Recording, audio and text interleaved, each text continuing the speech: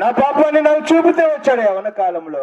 ప్రభువా, నేను పాపిని ఆయన ఎదుట ఒప్పుకున్నాను, విడిచిపెట్టాను, సంపూర్ణంగా రక్తంలో కడుక్కున్నాను నా పాపాన్ని. ఈ రోజు ధైర్యంగా చెప్పగలను, ఈ లోకాన్ని విడిస్తే ప్రభుతో ఉంటాను అని ఒక శుభప్రదమైన నిరీక్షణ నాకు ఇచ్చాడు. కనుకనే ప్రియులారా, మీరు కూడా నిత్యజీవంలో పాలువారు కావాలని, మీరు కూడా నిత్యజీవంలో ప్రవేశించాలని దేవుని యొక్క ఉద్దేశం. అందుకే యేసు ప్రభువారు ఒక మాట చెప్పాడు, సర్వలోకమునకి వెళ్ళి సర్వ సృష్టికి సువార్తను ప్రకటించుడి, నమ్మిన వానికి రక్షణ ఉందని చెప్పాడు.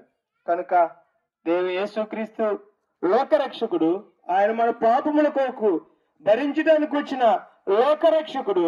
ఆయన మన పాపముల విషయమై తన ప్రాణమును దారపోసిను అని రాయబడి ఉంది బైబిల్లో. ఆయన ప్రాణాన్ని దారపోసాడు మానవాళి కొరకు. ఎంత అద్భుతం ప్రియులారా! ఎవరైనా చేయగలరా పని అంటే ఆయన ప్రాణాన్ని దారపోసేసాడంట మానవాళి నిమిత్తం. ఆ దేశం ఈ దేశం అని, ఆ జాతి ఈ జాతి అని, రంగు ఏ భేదము లేదు, అందరి కొరకు ఆయన రక్తమును ప్రాణమును దారపోసాడు. అందుకే యేసుక్రీస్తు ప్రభు వారిని గురించి రాయబడింది, యేసుక్రీస్తు ప్రభు అందరికీ ప్రభు అని రాయబడింది. ఆయన కొందరికి కాదు ప్రియులారా, తెల్లవారికో నల్లవారికో, ఆ విదేశస్తులకో ఈ గ్రామస్తులకని కాదు, ఆయన లోకమంతటికి ఆయన ఉపకారిగా ఉన్నాడు. అందుకే దేవుని వాక్యంలో రాయబడింది, యెహోవా అందరికీ ఉపకారి అని రాయబడింది. నిజమే, ఆయన ఉపకారము కలిగిన వాడే. కనుక ఆయన వార్తని నాడు మన మధ్యకి తేగలిగింది దేవుని యొక్క పరిశుద్ధ గ్రంథం. యేసుక్రీస్తునందు విశ్వాసం ఉంచుదాం, ఆయన నిత్యరాజ్యంలో నిత్యజీవంలో ప్రవేశిద్దాం. ఎందుకంటే దేవుని వాక్యం యేసు ప్రభు వారు ఒక మాట చెప్పాడు, నాకంటే దేవుని నేను అధికంగా ప్రేమిస్తే వాడు నాకు పాత్రుడు కాడు అని చెప్పాడు. కనుక మన ప్రేమ మొట్టమొదటిగా ప్రభు మీద ఉండాలి, దేవుని మీద ఉండాలి. మన ప్రేమ మొదట ప్రేమ దేవునికి ఇవ్వాలి, ఆ తర్వాత దేనికైనా మనం ఇవ్వాలి. అప్పుడే మనల్ని కూడా ఆ తండ్రి, ఆ దేవుడు మొదటిగా మనలను గణపరుస్తాడు ఆయన రాజ్యంలో. ఆయన రాజ్యంలో మనం దూతల వల్లే ఉంటాం. మీకు ఒక మాట చెప్పాలి, అయ్యా పరలోకం ఉంది కదా, అసలు పాతాళం ఎందుకు వచ్చింది భూమి మీదకి? నాకు కూడా వచ్చింది, రక్షింపబడే ముందు నాకు కూడా వచ్చింది ఈ ఆలోచన, పరలోకం ఉన్నప్పుడు పాతాళం ఎందుకు ఉంది అని.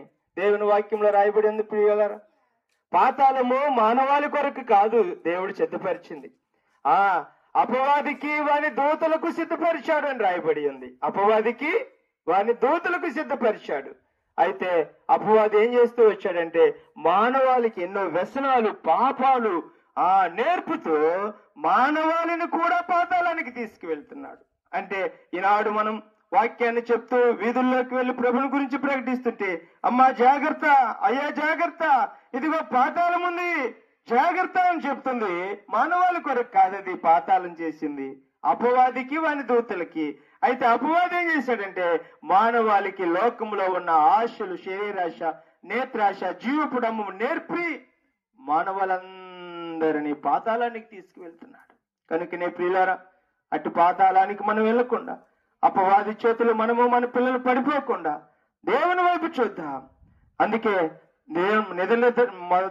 మొదటి దినము మరి ఉదయకాలం మొదలుకొని సాయంకాలం వరకు మనము మన బిడ్డల కొరకు ఏం చేయాలి? ప్రార్థన చేయాలి. ప్రభువా, అపవాది నా కుటుంబాన్ని, నా బిడ్డలను ముట్టకుండా నిరాజ్యానికి నిత్యరాజ్యానికి వారసులు చేయమని ప్రభుని అడిగేవారంగా ఉండాలి. కనుకనే ప్రియులారా, యేసుక్రీస్తు ప్రభువారు మనల్ని నశించిపోతున్నామని ఆయన ప్రేమ చూపి శాశ్వతమైన ప్రేమతో ఆయన మన కొరకు ప్రాణం పెట్టడానికి వచ్చాడు. కల్వరి శిలువలో ప్రాణం పెట్టాడు. మన కొరకు ఆయన రక్తంలో ఏరులుగా పారుతూ వచ్చింది. మన కొరకు ఆయన సమాధి చేపడుతూ వచ్చాడు. మన కొరకు ఆయన మరణమును జయించి తిరిగి లేచాడు. ఎంత అద్భుతం ఇది! ఒక మనుషుడు మరణమును జయించుట ఏనాడైనా ఇది మనం చూడగలిగామా మన పితరులు గాని? అంటే లేఖనాల్లో బైబిల్ సెలవిస్తుంది, యేసుక్రీస్తు ప్రభు మాత్రమే సంపూర్ణ మానవుడిగా జీవించి రక్తమాంసములు కలిగిన వాడయండి మరణించి సమాధి చేయబడి 3వ దినాన తిరిగి లేచాడు. ఎంత అద్భుతం! కనుక ఆయన ఎందు విశ్వాసం ఉంచుదాం. నేను కూడా ఆయన ఎదుటి ఒప్పుకున్నాను నా పాపాలని, ఆయన నన్ను క్షమించాడు ఈనాడు నేను చెప్పగలను. పాపము భయంకరమైనది, అది చిన్నదైనా పెద్దదైనా అది పాతాళానికే తీసుకువెళ్తుంది పాపం. కనుకనే ప్రియులారా, అర్థం చేసుకోవడం ప్రయత్నం చేద్దాం. యేసుక్రీస్తు ప్రభువారు మనము చేసిన ప్రతి పనిని బట్టి ఆయన గాయపరచబడుతూ వచ్చాడు అన్న సంగతి బైబిల్ సెలవిస్తుంది. అప్పుడు దాకా మనుషుడికి తెలియలేదు. మానవుడు పరిగెడుతూ చేస్తూ వచ్చిన కాళ్ళతో చేసిన పాపమును బట్టి యేసుక్రీస్తు వారి యొక్క పాదములలో చీలలు కొట్టబడుతూ వచ్చాయి. మానవుడు చేతులతో చేస్తూ వచ్చిన పాపపు క్రియలను బట్టి ఆయన చేతులలో చీలలు కొట్టబడుతూ వచ్చాయి. మానవుడు దేహంతో చేస్తూ వచ్చిన ప్రతి పాపమును బట్టి ఆయన ప్రక్కలో బల్లెంతో పొడవబడుతూ వచ్చాడు. తలతో చేస్తూ వచ్చిన మానవుని యొక్క పాపపు ఆలోచనలు బట్టి యేసుక్రీస్తు ప్రభు వారి యొక్క తలలో ఆ ముళ్ళ కిరీటం గొచ్చబడుతూ వచ్చింది. అయ్యో, ఎంత ఘోరమైనది! ఒకసారి ఆలోచిద్దాం. ఈ సాయంకాల సమయంలో యేసుక్రీస్తు ప్రభు వారు మన కొరకే ఆయన భూమికి వచ్చాడు. దేవుని వాక్యంలో రాయబడింది, హెబ్రీ రాసిన పత్రిక 1వ అధ్యాయం 3వ వచనంలో, ఆయన దేవుని యొక్క మహిమ యొక్క తేజస్సు అయ్యుండి, ఎలాంటి వాడంట? మహిమ యొక్క తేజస్సు అయ్యుండి లోకానికి ఎలా వచ్చాడు? సశరీరుడుగా, సంపూర్ణ మానవుడిగా వచ్చాడు. ఏం కనబడుతుంది దీనిలో అంటే? ప్రేమ కనబడుతుంది, శాశ్వతమైన ప్రేమ కనబడుతుంది. మనం ఎంత ఘోర పాపులమైనా ఆయన క్షమించడానికి ఇష్టపడుతున్నాడు. యేసయ్య చెప్పారు కదా, నేను పాపిని క్షమిస్తాను, పాపమును క్షమించును అని చెప్పారు. కనుకనే పాపుల రక్షకుడు ప్రభువైన యేసుక్రీస్తు వారిని విశ్వాసం ఉంచుదాం. అప్పుడు మనమును మన ఇంటి వారిని గొప్ప రక్షణ పొందుదురుగాక. మోకరించండి, అందరూ మోకరించవలసిన వాళ్ళు మోకరించండి. అందరూ ప్రార్థన చేద్దాం. ప్రేమగల తండ్రి, నమ్మకమైన మా ప్రభువ, సర్వశక్తిమంతుడా, సర్వాధికారి, మీకే వందనాలు. ఈ సాయంకాల సమయంలో గాదెపాలెంలో మా ప్రియులు వారి మధ్య మీ శిలువ కార్యాన్ని, మీ సత్య సువార్తను ప్రకటించుటకు ఇచ్చిన కృపను బట్టి స్తుతిస్తుంటున్నాం. గాదెపాలెంలో, ఈ వీధిలో, ఈ బజారులో ఉన్న, ఈ గ్రామంలో ఉన్న ప్రతి కుటుంబాన్ని దీవించండి ప్రభా. ఎవరైతే అనారోగ్యత పరిస్థితిలో ఉన్నారో మంచి ఆరోగ్యాల వారికి దయచేయము. బీపీ నుండి, షుగర్ నుంచి, దీర్ఘకాల వ్యాధుల చేత బాధపడుతున్నటువంటి వారిని విడుదల చేయము, స్వస్థపరచుము, బాగు చేయము. స్వస్థపరచు యెహోవాను నేనే అన్నారు. మలాకి గ్రంథం 4:2లో రాయబడినట్లుగా మీకు నీతిశ్వరుడు ఉదయించును, అతని రెక్కలు ఆరోగ్యము కలుగచేయును. ప్రభా, అనారోగ్యత పరిస్థితిలో ఉన్న వారికి ఆరోగ్యాలు దయచేయము.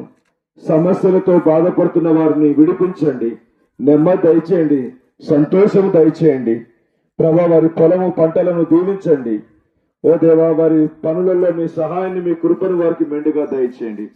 వీటన్నిటికంటే ముఖ్యంగా నీ రక్షణ కార్యం, లోతైన నీ కార్యాన్ని జరిగించండి ప్రభా. నీ రాజ్యం కొరకు ప్రతి ఒక్కరిని సిద్ధపరచండి ప్రభా. స్థానికంగా ఉన్న మందిరాన్ని బట్టి పరిచర్యను ఆశీర్వాదకరంగా చేయమని, ఇక్కడ మీ దాసుని ద్వారా విత్తబడిన నీ వాక్యాన్ని ఫలింప చేయమని యేసుక్రీస్తు నామములో ప్రార్థించి అడిగి వేడుకుంటున్నాం తండ్రి, ఆమేన్.